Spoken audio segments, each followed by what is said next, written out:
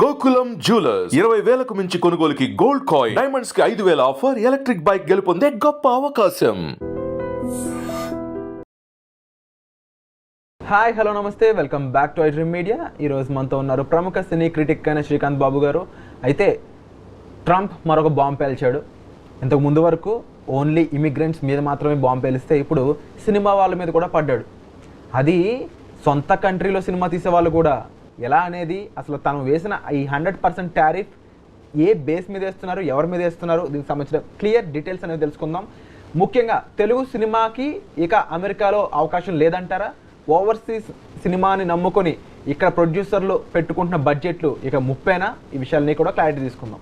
నమస్కారం సార్. నమస్తే అండి. తెలుగు సినిమాలో ముఖ్యంగా నాకు తెలిసి బాహుబలి ఆ టైంలో అనుకుంటా ఓవర్సీస్ని కూడా నమ్ముకొని దాన్ని బట్టి కూడా కాస్త మనకి ఇంత డబ్బులు వస్తాయి అని చెప్పి కాస్త ప్రొడక్షన్ బడ్జెట్ పెంచుకునేవాళ్ళు. అది నెమ్మదిగా ఎలా అయిందంటే $1 మిలియన్ ఎకనామీ కింద మారిపోయింది. లిటరల్లీ ఓవర్సీస్ అనేది కాస్త చెప్పొచ్చు చెప్పకూడదు వెన్నెముక్క కింద మారింది అనడంలో కూడా డౌట్ లేదేమో, ముఖ్యంగా చిన్న సినిమాకి స్టార్ హీరోలతో పాటుగా. అయితే ఇప్పుడు ట్రంప్ ఏమో వచ్చి నీ సినిమా నా కంట్రీలో తయారవ్వకపోతే, ఇక్కడ షూటింగ్ జరగకపోతే $15 పెట్టి చూసే సినిమా ఇంకో $15 ఎక్స్ట్రాగా ట్యాక్స్ కట్టి చూడాలి అంటున్నాడు. 100% ట్యాక్స్. 100% ట్యాక్స్. ఇది ప్రాక్టికల్గా వర్కౌట్ అవుతుందా? ఈరోజు మీరు గమనిస్తే ఓవర్సీస్ మార్కెట్ అన్నారు, ఇందాక మీరు బాహుబలి అన్నారు. బాహుబలి టైంలో మనకు ఓవర్సీస్ మార్కెట్ ఏంటనేది కనపడింది.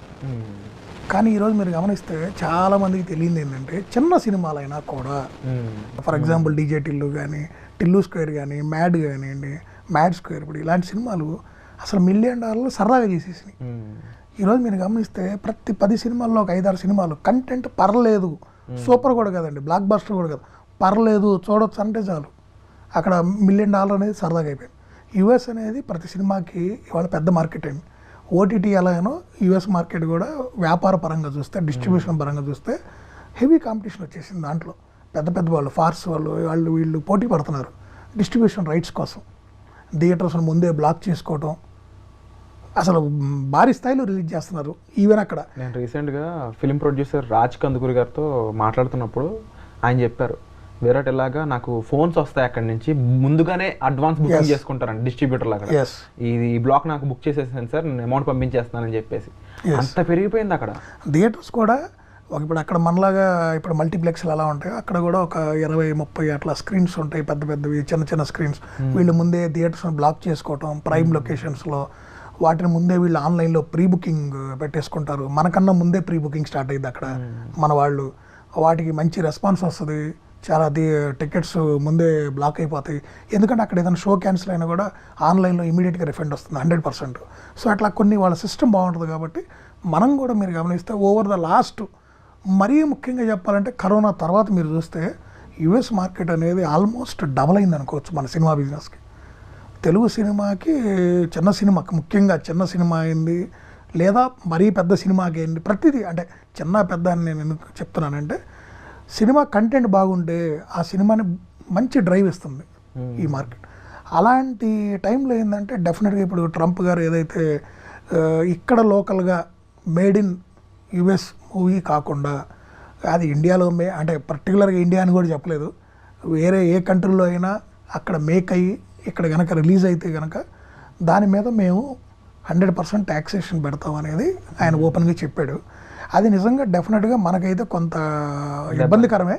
ఎందుకంటే మనోళ్ళు కూడా అక్కడ ఏం చేస్తారంటే అండి, ఫస్ట్ వీక్ ఒక ప్రైజింగ్ పెడతారండి టికెట్, నెక్స్ట్ వీక్ రాగానే దాన్ని మళ్ళీ తగ్గించేస్తారు. అంటే ఒక $20 పెట్టారనుకోండి ఫస్ట్ ఒక 3-4 days, ఆ తర్వాత దాన్ని తీసుకెళ్ళి ఒక $10 పెడతారు, $5 కూడా పెడతారు లాస్ట్కి వచ్చేటప్పటికి. ఎందుకంటే ఇక దాని ఫ్లో తగ్గిపోయింది కాబట్టి మ్యాక్సిమం టర్న్అవుట్ చేసుకోవడానికి వాళ్ళు ఇలాంటి చేస్తారు. సో ఇప్పుడు ఎప్పుడైతే ఈ ట్యాక్సేషన్ అనేది పెరుగుతుందో, సో అల్టిమేట్గా అది ఏమవుతుంది, ఫైనల్ గ్రాస్ టికెట్ ప్రైజింగ్ అనేది పెరుగుతుంది. సో ఇది ఎప్పుడైతే మన బడ్జెట్ ఎక్కువ అవుతుందో, సో ఏదైతే అంటే ఈ రివ్యూస్ని మీద బేస్ అయ్యి ఏదైతే సినిమా బాగుందో, ఏదైతే మరీ ఇంపార్టెంట్, ఏదైతే పాన్ ఇండియా పెద్ద స్టార్ టాప్ 5లో ఉన్న హీరో సినిమా అయితే తప్పితే అంత బజ్ లేకపోతే ఆ మీడియం ఆ చిన్న సినిమాల మీద డెఫినెట్గా ఇదైతే హై ఇంపాక్ట్ ఉంటుందని నాకు అనిపిస్తుంది. ఎందుకంటే క్లియర్ కనపడుతుంది. ఎందుకంటే ఒక 5-10% ట్యాక్స్ అనేది అయితే ఓకే, ఇట్స్ నామినల్.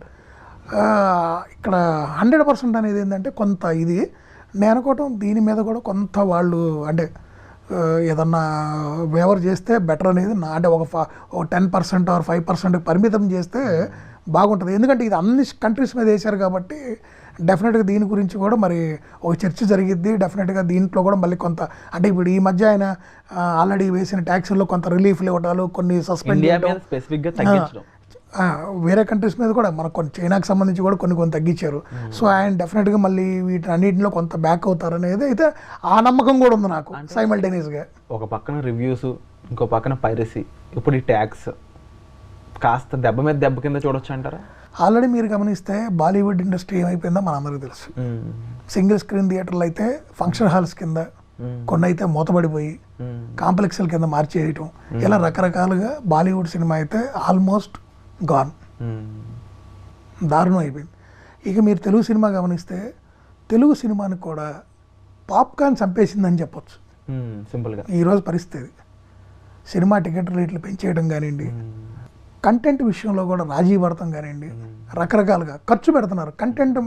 కంటెంట్ని బేస్ చేసుకొని పెట్టే ఖర్చుతో సినిమా నడిచిద్ది, కంటెంట్ పెద్ద లేకపోయినా కూడా ఒక పాయింట్తో అని రకరకాలుగా. అంటే ఒకప్పుడు అంత గ్రిప్పింగ్ అయ్యి వాళ్ళ సినిమాలు తీయటంలో కానివ్వండి, చిన్న సినిమా అందుకే హిట్ అవుతుందని చెప్పొచ్చు. అంతేగా మరి కంటెంట్ ఉన్నా నేను ముందా చెప్పింది అదే కంటెంట్ ఉన్న సినిమాకి యుఎస్లో ఇవాళ $1 million అనేది నథింగ్ అండి అన్నది మీద నేను అదే చెప్తుంది. ఇవాళ ఆర్టిస్ట్ ఎవరు ఏంటి అని చోట్ల సినిమా బాగుందని ఒక న్యూస్ బయటకు వస్తే ఆ సినిమాని హిట్ చేసేస్తున్నారు. లేదనుకోండి అది ప్రభాస్ సినిమా అయినా, అది ఏ మహేష్ బాబు సినిమా అయినా, ఏ టాప్ హీరో సినిమా అయినా, చిరంజీవి అయినా, ఎవరిదైనా సరే మ్యాట్ని నుంచే యుఎస్ కాదు కదా ఇండియా, ఈవెన్ మన హైదరాబాద్లోనే మ్యాట్ని నుంచే ఫుల్స్ కావట్లేదు. అంటే క్రౌడ్ పుల్ కొంతమంది స్టార్స్ ఉంటారు కదా సార్, పోయినాయండి ఆ రోజులు పోయినాయండి. ఈరోజు సినిమా హిట్ అయితే వారం, ఫ్లాప్ అయితే 3 రోజులు అండి, లేదా 2 రోజులు, కొన్ని సినిమాలకైతే ఒక్కరోజే. ఇలాంటి పరిస్థితి వచ్చింది.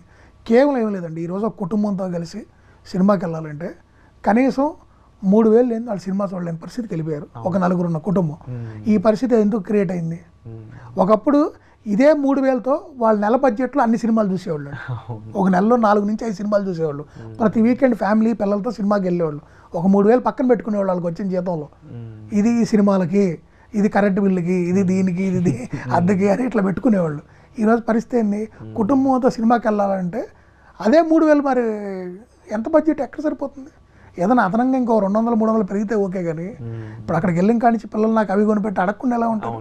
ప్రతిదీ డబుల్కి డబుల్, ట్రిపుల్కి ట్రిపుల్. ఎక్కడ బేర్ చేస్తారు? ప్రతిదీ సామాన్యుడు. అంటే ఇప్పుడు సామాన్యుడికున్న మన దగ్గర సామాన్యులకు ఉన్నటువంటి చీపెస్ట్ ఎంటర్టైన్మెంట్ సినిమా, కానీ వాళ్ళు అది కాస్ట్లీ అయిపోయింది. ఏదో మనకు ఆంధ్రాలో రేట్లు తగ్గిస్తే పెంచమని చెప్పి వెళ్ళి అడగడానికి మన పక్క స్టేట్ సీఎం కాదు ట్రంప్ అనే పర్సన్, అక్కడ థియేటర్ మేనేజ్మెంట్, అక్కడ డిస్ట్రిబ్యూటర్స్, ఇక్కడ ఉన్న ప్రొడ్యూసర్స్తో కలిసి జస్ట్ తెలుగు మూవీ ప్రొడ్యూసర్సే కాదు, ఒక పక్కన తమిళ ఉన్నారు, వాళ్ళకి మంచి మార్కెట్ ఉంది. అక్కడ బాలీవుడ్ మూవీ ప్రొడ్యూసర్స్ ఉన్నారు, అందరూ ఎఫెక్ట్ అవుతారండి. అందరూ యశ్ చోప్రా లాంటి వాళ్ళు అయి ఉండొచ్చు. అంటే ఆ ప్రొడక్షన్ హౌస్ ఎక్కడ దాకా ఈ మధ్య హాలీవుడ్ మూవీస్ కూడా వేరే ఇతర దేశాల్లో నిర్మిస్తున్నారు, హంగేరీ, రష్యా. మరి వాళ్ళకి ఇబ్బంది. సో వీళ్ళందరూ వెళ్ళి అక్కడ ఏమన్నా దీన్ని కాస్త మాట్లాడడానికి స్కోప్ ఉందంటారా అసలు? అలాంటి డెఫినెట్గా ఉంటుందండి. దీని మీద కూడా కొంత చర్చ జరిగిద్ది. డెఫినెట్గా కొంత బ్యాక్అవుట్ అయితే అవుతారు, దాంట్లో డౌట్ లేదు. 100% ఉండకపోవచ్చు, కానీ కొంత రిలీఫ్ అయితే వస్తుంది, దాంట్లో డౌట్ లేదు. కానీ ఈ 100% అనే దానివల్ల ఏంటంటే ఈరోజు ఆల్రెడీ ఏదైతే ప్రాసెస్లో ఉన్న సినిమాలు ఏవైతే ఉన్నాయో, హరిహర వీరమల్లు, కింగ్డమ్ రిలీజ్కి దగ్గరలో ఉన్నవి, వాళ్ళు కొంత స్ట్రగుల్ అయితే అవుతారు. దాంట్లో ఎటువంటి సందేహం లేదు. ఇదంతా ఒక ఎత్తు అయితే సార్, ఇప్పుడు ఓటీటీస్ అనేది ఏ విధంగా మరి ఇప్పుడు ఈ 100% ఓటీటీ సినిమాని ఆల్రెడీ ఓవర్టేక్ చేసిందండి, చాలా రోజులు అయింది జరిగి కూడా. నా డౌట్ ఏంటంటే ఇప్పుడు 100% ట్యాక్స్ అంటారు కదా ట్రంప్ గారు. ఇప్పుడు ఓటీటీలు అనేవి ఒక చోట ఒకలా ఉంటాయి, యూకేలో ఒకలా పర్మిట్స్ ఉంటాయి, ఇండియాలో ఒకలా ఉంటాయి. ఇప్పుడు అమెరికాలో నెట్ఫ్లిక్స్ చూసే వాళ్ళ పరిస్థితి, అక్కడ ప్రైసింగ్ కూడా మారే ఛాన్స్ ఉందంటారా? వాటి మీద నెక్స్ట్ మరి వాళ్ళు ఏం డెసిషన్స్ తీసుకుంటారో తెలియదు. ఈ రోజు వాళ్ళు పర్టికులర్గా చెప్పింది అయితే మాత్రం, ఏవైతే చిత్రాలు బయట నిర్మితం అయ్యి మా దేశంలో ప్రదర్శించే చిత్రాల మీద 100% ట్యాక్స్ అని అయితే ఆయన పబ్లిక్గా చెప్పారు, ఇంక్లూడింగ్ ఓటీటీ. ఎస్. సో ఇది నెక్స్ట్ ఏం జరిగిద్ది ఎలా అనేది ఆ విధి విధానాలు మొత్తం బయటకు వస్తే కానీ మనం చెప్పలేము. కానీ డెఫినెట్గా మన చిత్ర పరిశ్రమకైతే ఇది ఒక విధంగా కొంచెం బర్డెనే, దాంట్లో ఎటువంటి డౌట్ లేదు. అంటే మన వాళ్ళు ఇప్పుడు రిలీజ్కి దగ్గర ఉండే నెక్స్ట్ సినిమాలకు మాత్రం పెద్ద పెద్ద సినిమాలకు మాత్రం వాళ్ళ క్యాలిక్యులేషన్స్ కొంత ఇబ్బంది అవుతుంది. అంటే ఈ రకంగా చూసినప్పుడు స్ట్రాంగ్ ప్రొడక్షన్ హౌస్లు మాత్రమే తమ సినిమాని ఓవర్సీస్ వరకు తీసుకెళ్ళగలవు, చిన్న చిన్న ప్రొడక్షన్ హౌస్లు తీసుకెళ్ళలేవు అనేది ఇంకొక మాట వస్తుంది. మరి అలాంటి పరిస్థితిలో ఉన్నప్పుడు ఏంటి పరిస్థితి? ఒకటండి, అంటే సినిమాలు అంటే భారీ స్థాయిలో నిర్మించిన వాళ్ళే వీటిని తట్టుకొని నిలబడగలరు అంటే డెఫినెట్గా, ఎందుకంటే పెద్ద హీరోలతో సినిమాలు చేస్తారు కాబట్టి పెద్ద హీరోలకి ఆ మార్కెట్ ఆ క్రేజ్ ఉంటుంది కాబట్టి ఆ ఓపెన్ ముందు రోజు చూసేయాలి, 6-5 రోజున ఫేవరెట్ హీరో సినిమా చూడాలి ఉంటుంది కాబట్టి సో ఖర్చు పెట్టేవాళ్ళు అది $20 అయినా $40 అయినా చూసేవాళ్ళు చూస్తారు. కానీ ఆ రెండో రోజు నేను చూసే ఆడియన్స్ ఉంటారు చూసారా, చిన్న సినిమా అయినా పెద్ద సినిమాకైనా ఒకే ఎఫెక్ట్ పడింది, దాంట్లో ఎటువంటి డౌట్. ఫస్ట్ డేనే డిఫరెన్స్. ఎస్, ఆ ఫస్ట్ డే వీళ్ళు రిలీజ్ చేసుకున్న దానికి ఆ బెనిఫిట్ పొందుతారు తప్పితే సెకండ్ డే నుంచి చిన్న సినిమాకి పడే డిఫరెన్సే వీళ్ళకి వర్తిస్తుంది. బట్ ఇప్పుడు అమెరికాలో మన తెలుగు జనాభా పర్సంటేజ్ అనేది వేరే లెవెల్, అది యూకేలో ఎంతో కొంత ఉన్నారు, ఆస్ట్రేలియాలో కూడా ఉన్నారు. బట్ హోల్ వైజ్గా మనం అక్కడ పెట్టిన మార్కెట్ ఫోకస్ అనేది ఇప్పుడు వేరే కంట్రీస్లో కానీ వేరే ప్లేస్లో పెట్టలేమంటారా? డెఫినెట్గా, అంటే ఇప్పుడు మార్కెట్ అంతా గ్లోబల్ లెవెల్లో పెరిగిపోయిందండి. ఒకప్పుడు మన తెలుగు సినిమా ఎక్కడ రిలీజ్ అయ్యేది, ఈరోజు ఎన్ని దేశాల్లో రిలీజ్ అవుతుంది, జపాన్ అయింది, ఎక్కడెక్కడో వెళ్ళిపోయింది మార్కెట్. సో అసలు తెలుగు సినిమా మార్కెట్ ఎంత ఉందా అంటే, ఒకప్పుడు మీరు గమనిస్తే తెలుగు సినిమా తెలుగులో రిలీజ్ అయ్యేది, అవునా కదా, తర్వాత ఎప్పుడో దాన్ని డబ్ చేసేవాళ్ళు. ఈరోజు మీరు అట్ ఏ టైము ఒక తెలుగు సినిమా అటు హిందీలోను, ఇటు మలయాళంలోను, అటు కన్నడలోను, తమిళ్, ఇలా ఒకేసారి ఒక 7-8 భాషల్లో ఒకే రోజు రిలీజ్ అవుతుంది. అసలు అదే నేను అంటుంది, ఓపెన్ మార్కెట్ అయిపోయింది సినిమా. సో సినిమా వ్యాపారం అనేది విస్తరించుకుపోయిందండి వాళ్ళు బాగా. అది చూసే వీళ్ళ ఖర్చులు కూడా విపరీతంగా ఖర్చు పెట్టేస్తున్నారు. ప్రతి హీరో కూడా సంవత్సరానికి 2-3 సినిమాలు చేద్దామని ఏ హీరో అనుకోవట్లేదు వాళ్ళ. 2 సంవత్సరాలు కాదు, 3 సంవత్సరాలైనా ఒక పాన్ ఇండియా సినిమా చేద్దాం, ఒక 400 కోట్ల 500 కోట్ల 300 కోట్ల సినిమా చేద్దాం, నేను గ్లోబల్ స్టార్ అవుతాను, నా మార్కెట్ పెరిగిద్ది అనే ఒక ఇదిలో వెళ్తున్నారు. దానివల్ల ఏమవుతుందంటే ఇక్కడ పరిశ్రమ ఇబ్బంది పడుతుంది. ఈరోజు ఇక్కడ ఉన్నటువంటి ఎగ్జిబిటర్స్ అంటే థియేటర్స్ చాలా ఒడిదుడుకులు అవుతుంది. ఇవాళ నిన్న శుక్రవారం 2 సినిమాలు వచ్చినాయి, ఏదో యావరేజ్ అంటున్నారు. ఇవాళ మీరు బుక్ మై షో కానీ దేంట్లో చూస్తే 50% ఆక్యుపెన్సీస్ లేవు. మళ్ళీ రేపు శని ఆదివారాలు వచ్చేదాకా కొత్త సినిమాలు లేవు. అవును, ఈ 5 రోజులు ఆ థియేటర్లు ఎలా రన్ అవ్వాలండి? వాళ్ళకి 4-5 వేలు ఖర్చు ఉంటుంది ఆ షో ప్రదర్శించడానికి, ఆ ఏసీ కానీ కరెంట్ కానీ మినిమం ఖర్చులు ఉంటాయి కదా, అవి కూడా రాని పరిస్థితిలో ఉన్నాయి.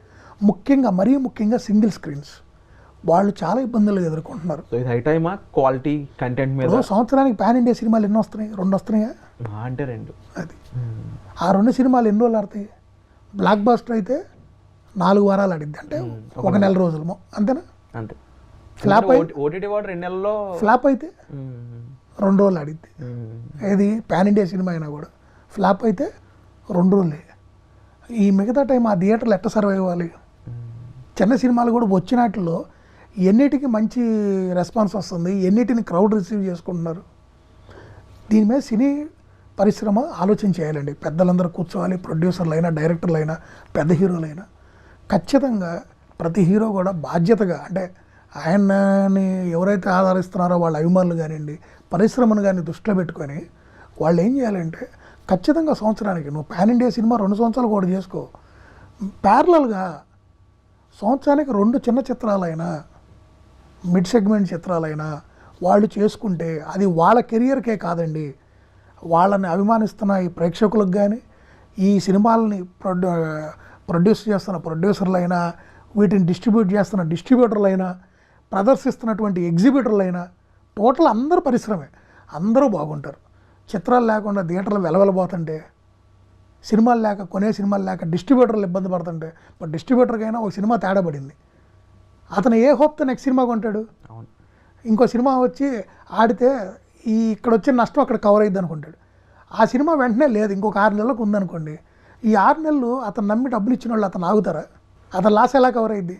సో ఇట్లా ప్రతి దానికి ఒక లింక్ ఉంటుందండి. ఖచ్చితంగా సినిమాలు అనేవి కంటిన్యూషన్ ఉండాలి. ఒకప్పుడు పాత రోజుల్లో ఎలా మనం చూసేవాళ్ళము, ఒకే హీరో సినిమా ఒకే రోజు 2 సినిమాలు రిలీజ్ అయ్యాయి, గుర్తుందో లేదా మీకు? అది చిరంజీవి గారేంది, బాలకృష్ణ గారేంది, సూపర్ స్టార్ కృష్ణ గారేంది, ప్రతి హీరో అంటే ఆ రోజులు ఆ హీరోలు కూడా అంత కష్టపడేవాళ్ళండి, అంత చేసేవాళ్ళండి. ఈరోజు వీళ్ళు ఏంటో 2 సంవత్సరాలకు 3 సంవత్సరాల సినిమా ఏంటండి బాబు. కనీసం సంవత్సరానికి ప్రతి హీరో 2-3 చిత్రాలు వస్తే థియేటర్లు కూడా కలకల్లాడుతూ ఉంటాయి. ఆడియన్స్కి ఇప్పుడు మనకున్న ఎంటర్టైన్మెంట్ సినిమానే కదండి, చూసే ప్రేక్షకులు ఉన్నారు. బంగారులో వీళ్ళు 5 చేయకుండా పాన్ ఇండియా సినిమాని తీయటం, ఫస్ట్ రోజు టికెట్ 1000 రూపాయలు, 700, దానికి పర్మిషన్లు తెచ్చుకోవడం, మళ్ళీ ఆడ తొక్కేసలాటం, రకరకాల ఇష్యూస్. అసలు ఇండస్ట్రీ ఏమైపోతుందో, ఎటుపోతుందో ఎవరు తెలియట్లా. సామాన్యుడి సినిమా అండి ఇది. సామాన్యుడి సినిమాని తీసుకెళ్ళి ఏదో అంటారు చూసారా, ఎక్కడో గాలి పెట్టి సినిమా చూడటం అనేది కూడా ఈరోజు ఒక అర్హత ఉన్న కుటుంబమే. సినిమా చూడాలంటే కూడా నీకు కనీసం నువ్వు నెలకు ఒక 30,000 ఒక 50,000 జీతగాడు అయితేనే నువ్వు కుటుంబంతో సినిమా చూడగలవు అనే పరిస్థితికి తీసుకెళ్తే అది చాలా తప్పు కదండి. సామాన్యుడి సినిమా అనేది సామాన్యుడిది. సో సామాన్య దృష్టిలో పెట్టుకొని సినిమాలు చేయాలి మనం. సినిమా అనేది కంటిన్యూషన్ ఉండాలండి. అది పెద్ద హీరో అయినా చిన్న హీరో అయినా సంవత్సరానికి మినిమం 2 నుంచి 3 చిత్రాలు తీసినప్పుడే పరిశ్రమ బాగుంటుంది, థియేటర్లు కళకళలాడతాయి. డెఫినెట్గా సినీ పరిశ్రమ చాలామంది అంటే కొత్త వాళ్ళు కూడా రావడానికి బాగుంటుంది. ఇలాంటి పరిస్థితులు ఉంటే ముందు కొత్త వాళ్ళు ఏమొస్తారు, పెట్టుబడి పెట్టి సినిమాలు తీసే నిర్మాతలు ఏం ముందుకు వస్తారు? నిర్మాత బ్రతకాలి అంటే ముందు ఒళ్ళొంచి పనిచేసే స్టార్స్ అనే. ఒకప్పుడు ఒక హీరో ఒక ప్రొడ్యూసరు ఒక సినిమా తీసి నష్టపోతే వెంటనే కాల్ షీట్లు ఇచ్చి మీకు ఎందుకు నేనున్నాను, ఇంకో మంచి డైరెక్టర్ని చూడండి, మంచి కథ చూడండి, వెంటనే సినిమా చేద్దాం, 3-4 నెలల్లో కంప్లీట్ చేద్దాం, మీకు ఎందుకు అని ధైర్యం ఇచ్చేవాళ్ళు. ఒక్కొక్క ప్రొడ్యూసర్ ఎన్ని సినిమాలు తీసేవాళ్ళు ఒకప్పుడు. ఈరోజు చెప్పండి, వేళ మీద లెక్క పెట్టుకోవచ్చు. సో చిన్న సినిమాకి ఎక్కువ స్కోప్ అనేది కనిపిస్తుంది ఫ్యూచర్లో అయితే. అండ్ డెఫినెట్లీ మీరు చెప్పినట్లు సంవత్సరంలో కనీసం 3-4 సినిమాలు వస్తే కానీ ఈ థియేటర్ మేనేజ్మెంట్ అయి ఉండొచ్చు, డిస్ట్రిబ్యూటర్, ఎంత పెద్ద హీరో అయినా, అది ఎంత పెద్ద హీరో పాన్ ఇండియా స్టార్లు ఎవరైనా సరే, అది ప్రభాస్ అయినా ఎవరైనా సరే, 2 సంవత్సరాలకు ఒక పాన్ ఇండియా సినిమా చేసుకున్నా సంవత్సరానికి 2 చిన్న సినిమాలు చేసుకుంటేనే అది చిన్నదవ్వచ్చు, మిడ్ సెగ్మెంట్ 100 కోట్ల సినిమా కావచ్చు. ఇవాళ 100 కోట్ల సినిమా కూడా వాళ్ళకి చిన్న సినిమా అయిపోయింది. పాన్ ఇండియా సినిమాలు 1000 కోట్లు 800 కోట్లు ఖర్చు పెట్టినాక ఇవాళ వాళ్ళకి 100 కోట్ల సినిమా అంటే చిన్న సినిమా వాళ్ళ దృష్టిలో. సో ఆ చిన్న సినిమాలు కనీసం సంవత్సరానికి 2 చేస్తే అటు వాళ్ళ అభిమానులు ఆనందపడతారు. సినిమా పరిశ్రమను నమ్ముకున్నటువంటి టెక్నీషియన్లు ఏంది, సాంకేతిక నిపుణులు ఏంది, ఈ ఎగ్జిబిటర్స్ ఏంది, డిస్ట్రిబ్యూటర్లు ఏంది, అందరూ హ్యాపీగా ఉంటారండి. Very true sir. అండ్ ప్రతిదీ కూడా అక్షర సత్యం అని చెప్పొచ్చు. ముఖ్యంగా స్టార్స్ విషయం దగ్గర నుంచి మొదలుపెట్టి చిన్న సినిమా వరకు, ప్రొడ్యూసర్స్ మొదలుపెట్టి ఎగ్జిబిటర్స్ వరకు, యాక్టర్స్ మొదలుపెట్టి మీరు చెప్తున్న థియేటర్ మేనేజ్మెంట్ వరకు ప్రతి ఒక్కరు కూడా ఒక సమైక్యంగా ఆలోచించి చేసుకోవాల్సిన విషయాలు ఇవన్నీ కూడా. ఎందుకంటే ట్రంప్ అనే పర్సన్ తీసుకునే డెసిషన్ అనేది మన చేతిలో లేదు, కానీ మనం చేసే పని మన చేతుల్లో ఉంది కదా. సో ఈ విషయంపై మీరేమనుకుంటున్నారు? మీ కామెంట్స్ అయితే ప్రాపర్గా మన కామెంట్ సెక్షన్లో మెన్షన్ చేయండి. వచ్చే ఎపిసోడ్లో మళ్ళీ కలుద్దాం. Thank you so much sir. Thank you.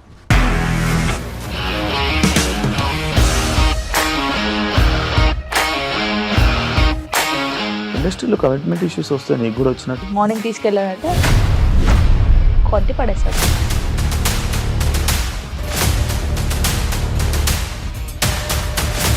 ఒక్కళ్ళు కూడా చూడలేదు ఈ సినిమా అని చెప్పడానికి కూడా చాలా ధైర్యం కావాలి. అది నిజం కదా, దాంట్లో ధైర్యం ఏంటి? ఇది నెక్స్ట్ డే ప్లేట్ మార్చేస్తే తప్పు కదా. As of now we are comfortable this అని నేను అనుకుంటున్నాను. రష్మిక గారిది మీది ఒకే ఊరు అంటే కదా.